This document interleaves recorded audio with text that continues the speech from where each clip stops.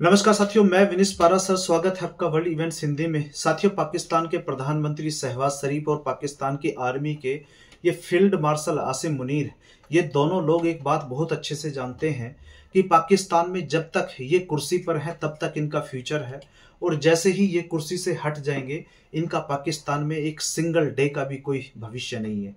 इसलिए साथियों, इनकी एक पॉलिसी है कि मलाई खाओ, खूब खाओ, और कोशिश करो कि मलाई देर तक खाओ। क्योंकि साथियों, पाकिस्तान की एक हिस्ट्री रही है, एक इतिहास रहा है कि पाकिस्तान का ना तो कोई प्रधानमंत्री, ना इनका कोई राष्ट्रपति, ना ही इनकी आर्मी का कोई जनरल जब ये रिटायर हो जाते हैं तो ये पाकिस्तान में इनका कोई फ्यूचर नहीं होता। क्योंकि पाकिस्तान को साथियों इन्होंने इस कदर लूटा है और इतना लूटा है कि जब ये इनके आर्मी के जनरल रिटायर होते हैं तो कोई अमेरिका बसता है, कोई लंदन बसता है। मतलब ये जब रिटायर होते हैं तो यहाँ से बिजनेसमैन बन के जाते हैं साथियों। इसलिए जो पाकिस्तान के जो फील्ड मार्शल हैं आसिम मुनीर, ये भी अब इनका भी रिटायरमेंट का समय था, लेकिन इनकी भी वही कोशिश है कि मलाई खाओ और कोशिश करो कि मलाई देर तक खाओ। इसलिए आपको पता है कि पाकिस्तान के जो प्रधानमंत्री शहबाज शरीफ हैं,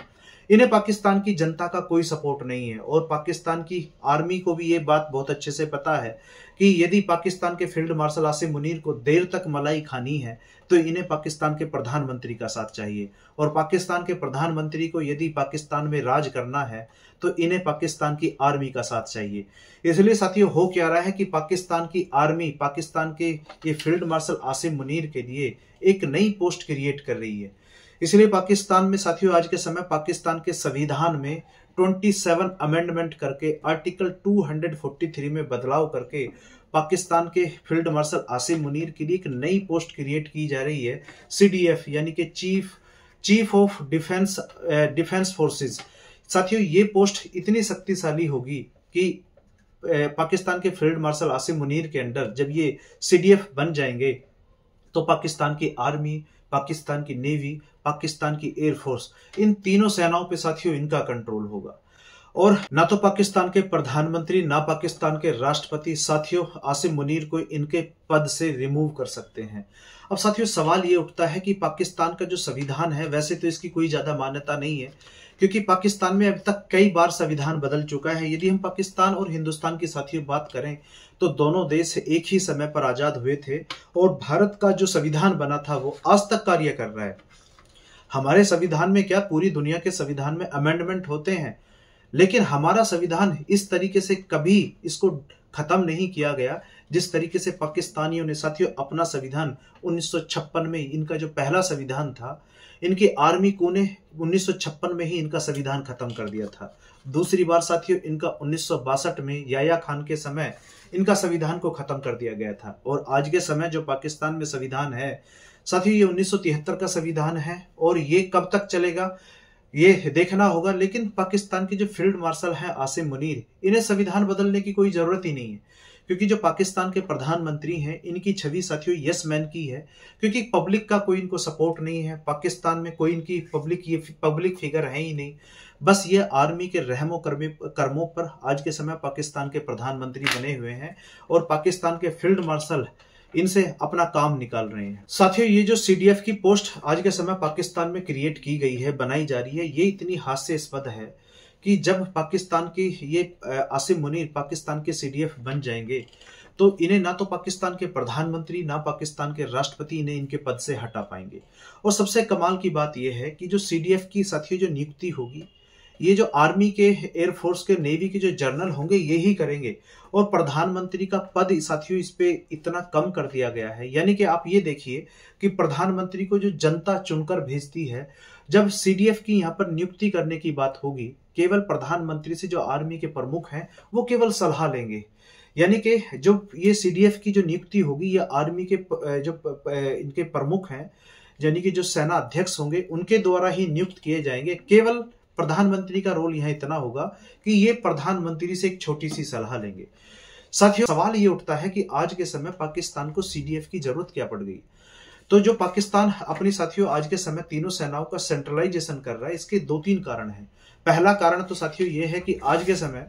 भारत सरकार ने ऑपरेशन जो सिंदूर 1 है ये भी बंद नहीं किया है, और भारत में यदि एक भी आतंकवादी हमला हो गया तो पाकिस्तान ये बात बहुत अच्छे से जानता है कि भारत इस बार इन्हें छोड़ेगा नहीं। इसलिए साथियों ये अपनी तीनों सेनाओं को आज के समय सेंट्रलाइज कर रहे हैं। दूसरा कारण साथियों इसका ये है कि पाकिस्तान ये बात बहुत अच्छे से जानता है कि भारत सरकार ने आज के समय पूरे भारत में नोटम पे नोटम जारी किए हुए हैं, चाहे आप अरुणाचल प्रदेश ले लीजिए, बंगाल की खाड़ी ले लीजिए, या फिर आप इधर गुजरात ले लीजिए, कच्छ से लेकर अब मध्य प्रदेश, राजस्थान, सब में सेंट्रल इंडिया आज के समय नोटम पे नोटम भारत सरकार ने जारी किए हुए हैं। और आज के समय भारत की तीनों सेनाओं की एक्सरसाइज चल रही है त्रिशूल, और पाकिस्तान साथियों हमारी त्रिशूल युद्ध अभ्यास से इतना ज्यादा डरा हुआ है। पाकिस्तान को ये लग रहा है कि भारत हो सकता है कि आने वाले समय में कोई बड़े प्लान भारत के यहाँ पर हों और बड़े गेम की भारत तैयारी कर रहा हो। इसलिए आप देखोगे कि पाकिस्तान की जो सेना है साथियों, पाकिस्तान ने अपनी आर्मी, पाकिस्तान ने अपनी नेवी आज के समय जो गुजरात का जो ये कच्छ है, यहाँ पर जो सर क्रीक है, यहाँ पर डिप्लॉय की हुई है, क्योंकि भारत की नेवी ने यही कहा है कि हमें मौका नहीं दिया ऑपरेशन सिंदूर 1 के अंदर, और यदि ये अब ऑपरेशन सिंदूर 1 या 2 आगे आने वाले समय में कंटिन्यू होता है तो अब ये बात स्पष्ट है कि इसमें भारत की नेवी का बड़ा रोल होगा। इसलिए साथियों देखा यह गया है आज के समय इतिहास में पहली बार एक घटना और हुई है। 1971 से जब से भारत से पाकिस्तान से टूटकर बांग्लादेश अलग एक देश बना है, तब से पहली बार यह देखा गया है कि पाकिस्तान की नेवी का एक जहाज आज के समय बांग्लादेश में है। क्योंकि बांग्लादेश में पाकिस्तान साथियों यहाँ एक बात जानता है कि भारत पर ये ईस्ट से, भारत के पूर्व से ये भारत पर दबाव डालना चाहते हैं, और बांग्लादेश के जो आज के समय इनकी जो अंतरिम सरकार के जो प्रधानमंत्री हैं ये मोहम्मद यूनुस, ये इनकी बखूबी मदद कर रहे हैं कि आज के समय बांग्लादेश नहीं रह गया है, ये बिल्कुल इसी तरीके से बिहेव कर रहा है जैसे ये ईस्ट पाकिस्तान है। इसलिए साथियों देखा होगा आपने, भारत सरकार ने इधर अरुणाचल प्रदेश में भी नोटम जारी किया, और भारत ने बंगाल की खाड़ी में भी नोटम जारी किया, क्योंकि बांग्लादेश को भी यहाँ पर साफ साफ संदेश है। क्योंकि बांग्लादेश में साथियों हो क्या रहा है, पाकिस्तान की आर्मी का हर महीने एक जनरल या पाकिस्तान का कोई बड़ा लीडर इनकी बांग्लादेश में विजिट हो रही है। जब से शेख हसीना यहाँ से हटी है तो ये बिल्कुल बांग्लादेश पाकिस्तान की तरह ही बिहेव कर रहा है। इसलिए पाकिस्तान को भी साथियों यहाँ पर चेक करके इसको रखना, इसको इसके बैकयार्ड में रखना बहुत ज्यादा जरूरी है। इसलिए भारत सरकार ने साथियों यहाँ पर नोटम जारी किए हैं, और बांग्लादेश को साफ साफ ये संदेश है कि ये जो आप आए दिन ये चिकन नेक की पाकिस्तान के साथ मिलकर जो बात कर रहे हो, आपके कई चिकन नेक हैं आपके देश में। ये बात हमारे जो असम के चीफ मिनिस्टर हैं इन्होंने भी हाल ही में कही थी। पाकिस्तान का बांग्लादेश के साथ मेल मिलाप का एक कारण ये भी हो सकता है कि आज के